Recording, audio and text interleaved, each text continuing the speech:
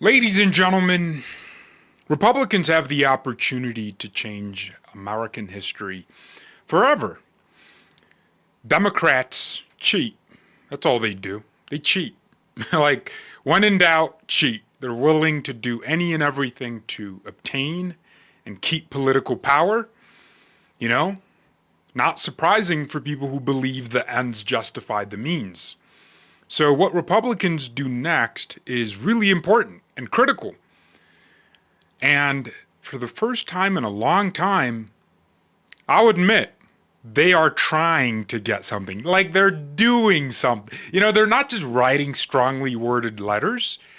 It looks like, I don't want to be too optimistic, especially with Republicans in Congress, but it looks like something might happen. So, what am I talking about? Representative Anna Paulina Luna is spearheading an effort to attach the SAVE Act to the appropriations bill that the House and Senate are currently debating. Remember, the government is partially shut down. Some agencies have appropriations, they're receiving money, and some other agencies aren't receiving any money.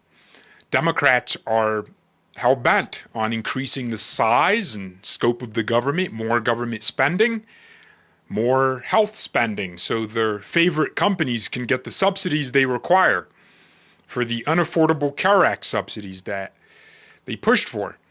So Republicans have used this opportunity to put Democrats in a very bad position, because it's either the Democrats vote to reopen the government with the spending that they want, or they vote to close the government because they don't want the SAVE Act to become law.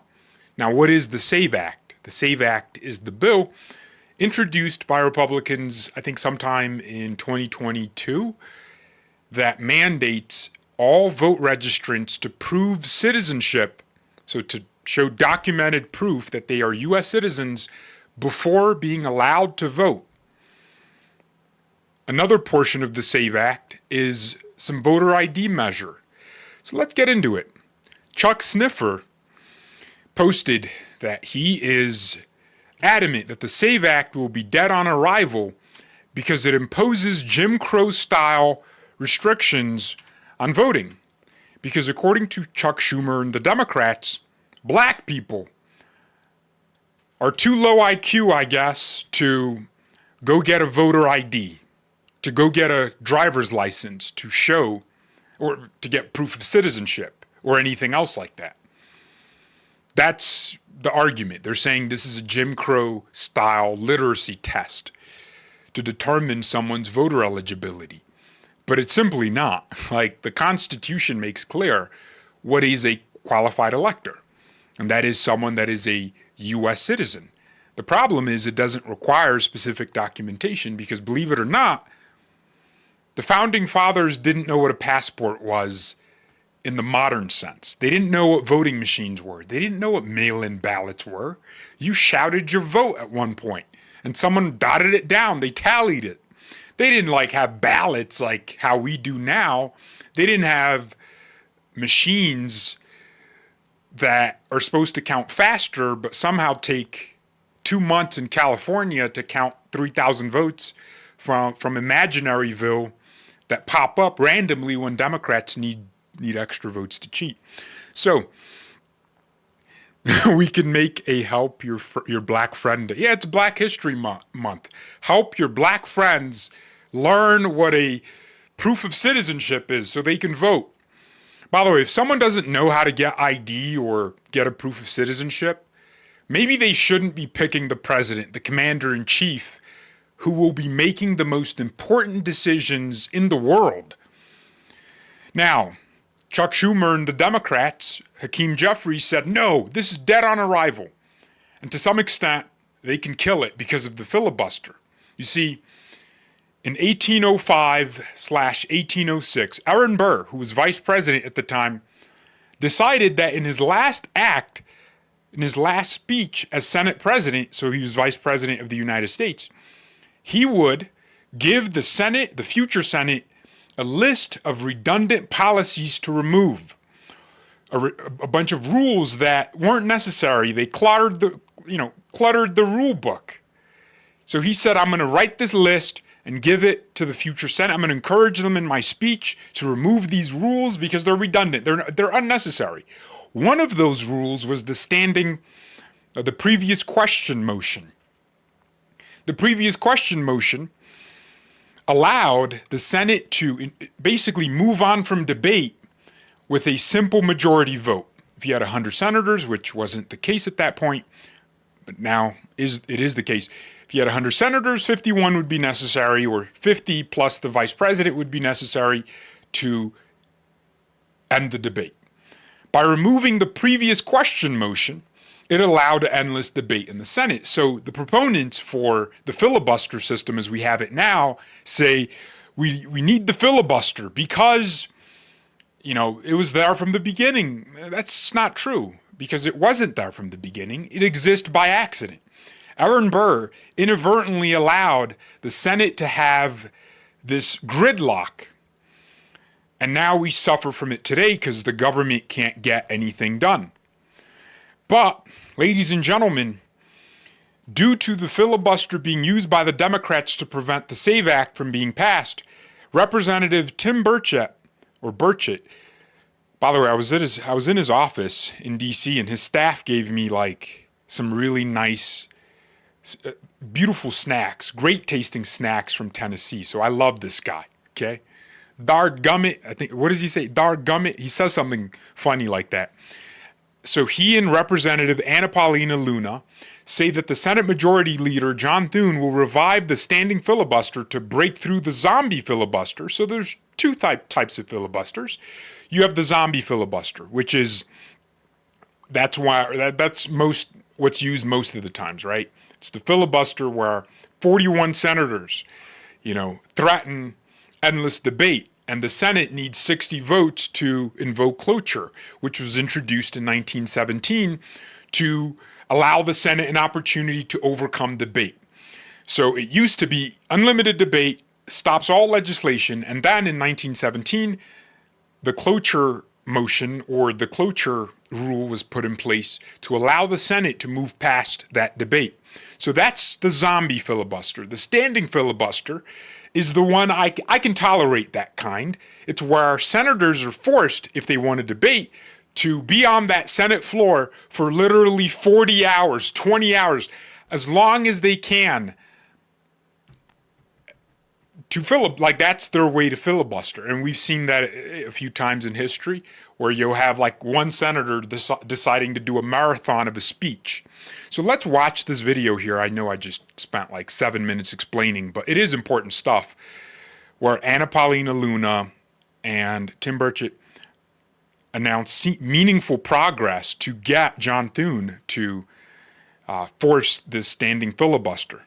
And Representative Luna and myself are not willing to allow that. So based on your discussion, it sounds like you're moving towards. Yes, based on our discussion right now, we're moving towards it. Also, we got assurances on the standing filibuster, which is incredibly important. I don't know if you guys remember when I was talking about inherent contempt. A lot of people didn't know what that is. The standing filibuster is an old school parliamentary procedure, but it's a way to break through what we consider traditional norms to get voter ID passed.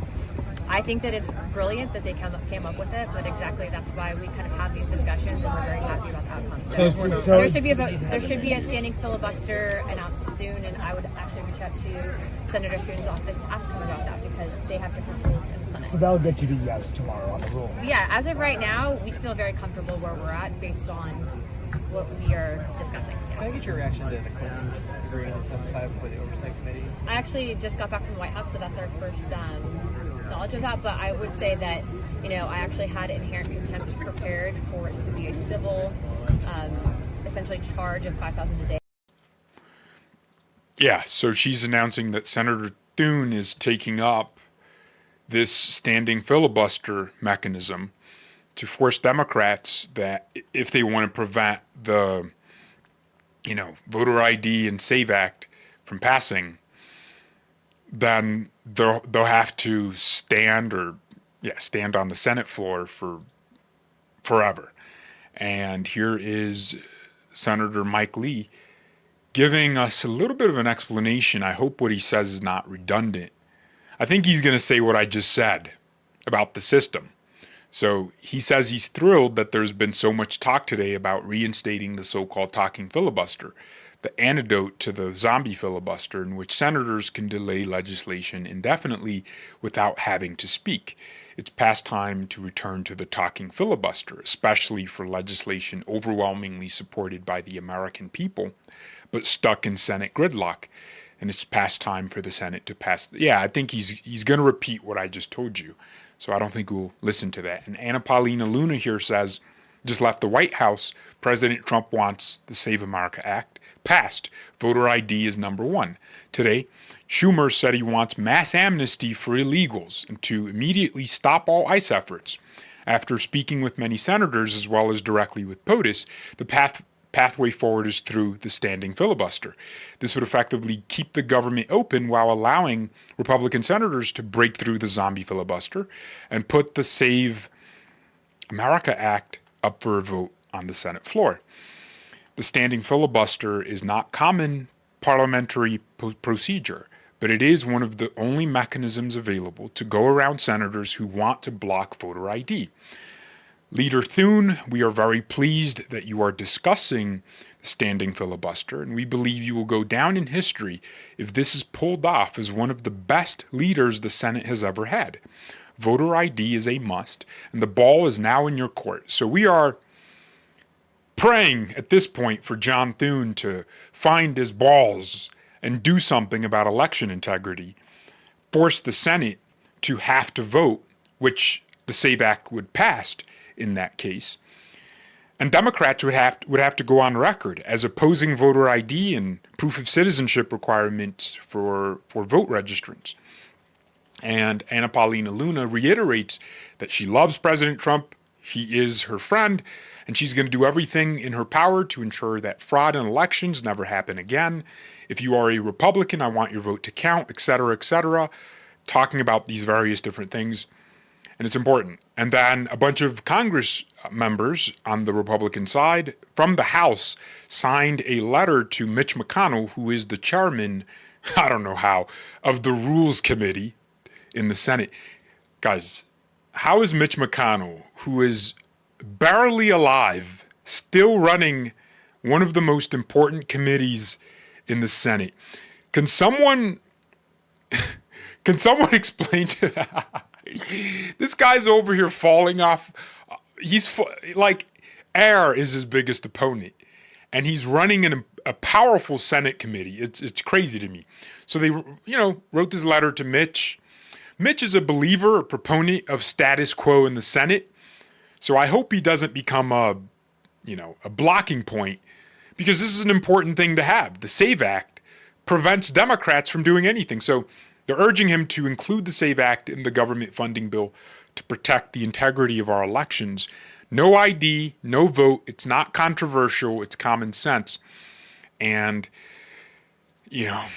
let's give credit where credit is due. Eli Crane, Brandon Gill, Derek Smith, Buddy Carter, Wesley Hunt, Andrew Clyde, Ronnie Jackson, Paul Gosar. I'm trying to see if there's a name here that typically wouldn't be associated with these kinds of efforts, but I think, everyone here is pretty much, your average Republican member of Congress. Well, no, not really. We have a huge chunk that would betray the country for the right price at any time. So the SAVE Act is important, it's quintessential, and here's why. I was talking to Neil Johnson on his live stream the other day, and Neil was disappointed that there was a possibility that voter ID requirements would not show up in the SAVE Act. And I said, okay, if all we get from the SAVE Act is citizenship proof requirement, so proof of citizenship to register, to me that's enough. Because the problem we have right now is not that there are laws that aren't being followed on the federal level with elections.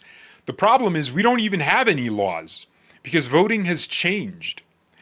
And in the Constitution, voting rules and the times, places, and manner of holding elections are determined not by the federal government, but by the state legislatures. So you have this problem where the federal government has very little oversight in elections. So different states do elections very differently. So what the federal government can do, though, is enforce a nationwide requirement, a law that every state has to follow. That's the federal government's role.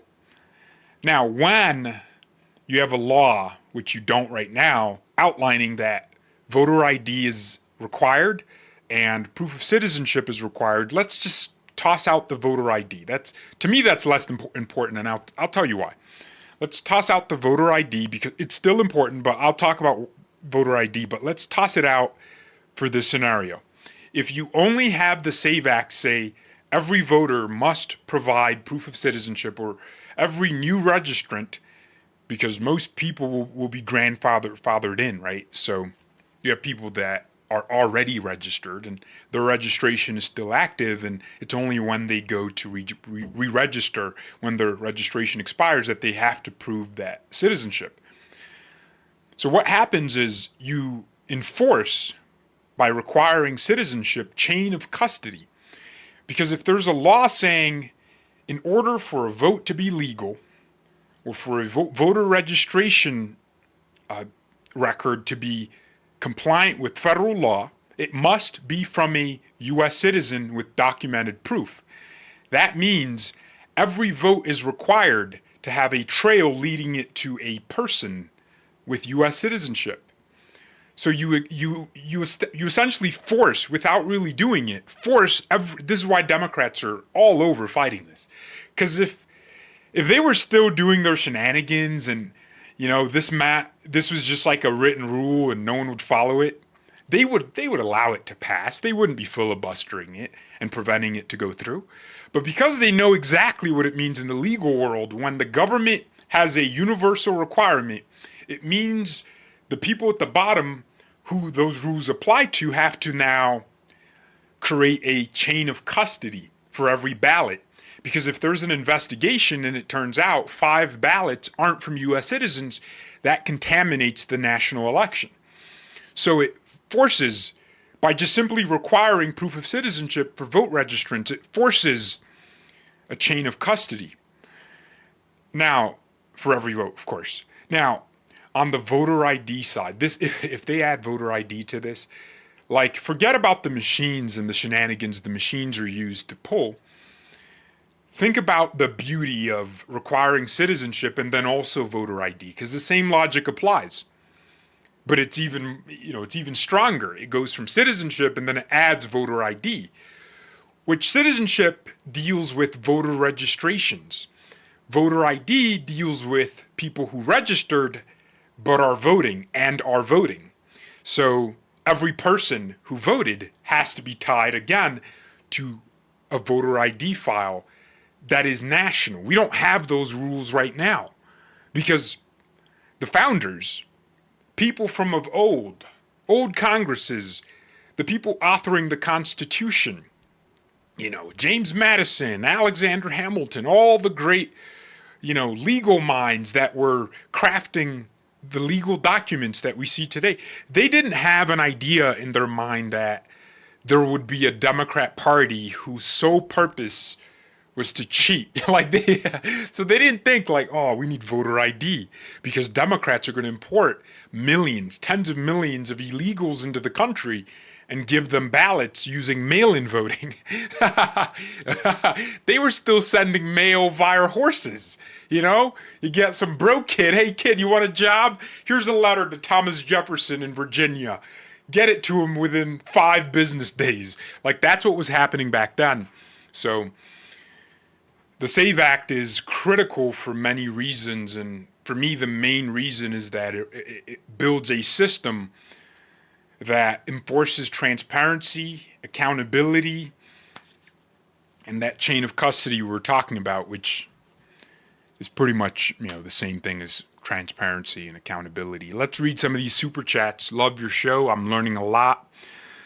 Feel I'm well informed. It's pronounced dadgummit. Oh, that's what Tim Burchett says. Yeah, that guy is so nice, man. That was it. What candy did they give me at that office? I probably have a picture of it. But it was in a Senate office, not Senate, House office. He should really get into the Senate. Who's going to get into the Senate if not him? Because I think Marsha Blackburn is resigning, right? Or Bill Haggerty or whoever else represents Tennessee in the U.S. Senate. Whoever her partner is, either one of them is resigning, right? This upcoming cycle. So, yeah, Tim Burchett should probably, or a governor. I like him a lot. George, I very much need your impression about the Trump. Okay, I'm not doing this. He says, don't let me down. You're like, what do I look like, a party trick pony? Do the thing, George. Do the joke. Hell no. I do it when I want. Yeah, I do it when I want, when I feel like it. Right now, I'm not feeling like it. It's almost 11 p.m. George, I paid you $5, so now you have to do the Trump, do the thing, say the line. Who do I look like? Like I'm gonna say the line on command? No, we're not doing this. We're not doing that. Okay. See, I need to prep myself for the Trump voice. You messed it up. I would have done it perfectly, but you had to. Don't ever tell me to do anything by sending me money, because that pisses me off. If you write it in a normal chat, I might consider it. But the moment you send me money, it feels like you're bribing me to do it. I'm not doing it. I don't take bribes. Okay? I'm a clean individual. I don't take bribes. You're trying to bribe your way to a performance, and that's not how it works, amigo. I sell the tickets around here. I'll tell you when I need your money and credit card and social security information. Okay. George, love you. Keep up the great work. I appreciate you. Yeah. The only way to really love me is to send money without any special request. Or make a joke. Like a defaming joke. Like, a toxic joke on the channel. That's how we do it around here. But, ladies and gentlemen, I hope you... Well, I don't want you to be excited as me, right? I don't want you to be as excited as I am about the fact that, or not the fact, but the idea that Republicans could be doing something. So I'm just telling you that I'm excited. I'm just going to let you decide for yourself whether you're going to be excited or not. Because maybe you're going to be excited, maybe you're not going to be excited. So who knows?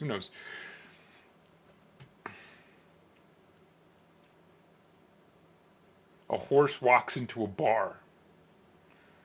Okay, you guys are like, again, you're doing that thing where you set up a joke and expect me to like finish it. A horse walks into a bar. Okay, Jimmy, what do you mean by that? Okay. You need to calm down. Right now we need seriousness. Okay, let me be serious for a second. I'll be serious on the channel. No jokes around here. We're going to be serious. Anytime there's bad news, we're not going to try to see the positive side. We're just going to be serious, miserable 24/7. But no, this is big news. So obviously hit the like button. It's getting late, I've been streaming right now for 10 hours. So it's 10 hours, 23 minutes. No, 10 hours. We've been live for 10 hours. My speaking buds, what are they called? Wait. No, vocal cords. No, it's taste buds I'm thinking about, but I'm speaking cords. Speaking buds. Yeah, my vocal cords are about to rip apart. If you guys haven't seen the videos from earlier, go check them out. We uploaded some videos. A lot of interesting stories. Gavin Newsom had his order defied by the Los Angeles Police Department. The police chief announced, "We are not enforcing Gavin Newsom's rules." Also did a stream earlier about what President Trump plans to do with Trevor Noah. Noah joked that Trump was on Epstein Island. Some people said Trump shouldn't sue over jokes. And, to some extent, I get what that means. I get what you're saying. But, it wasn't a funny joke, one. Two, like Trevor Noah wasn't saying it to really be funny. I think he was saying it like to be slick and to get away with defamation under the guise of comedy. So let's sue him and see what the courts say. What else did we do? We just did a video on Katie Hobbs, the governor of Arizona. She has been caught in a Somali-like scandal where she received hundreds of thousands of dollars. $400,000. And then she gave a government contractor who gave her the money $4 million. The proof is out there. Even the leftist media in Arizona is saying Katie Hobbs is like food on Gordon Ramsay's pot. She's cooked. Lord, I pray for justice. I pray you give these people the motivation they need to do what they need to do. People like Anna Paulina Luna in Congress, all these people, give them the courage necessary to enact good policy for the people. Give them the wisdom as well. In Jesus' name, amen. All right, ladies and gentlemen, pay your rent, like I said. Hit the like button. Don't be a Section 8 user, okay? Living off of taxpayers' benefits on this channel. Pay your rent by hitting the like button. No freeloaders. Okay, I'll read this one money chat and then I'll leave. The organized crime mafia Democratic Party is a threat to American national security.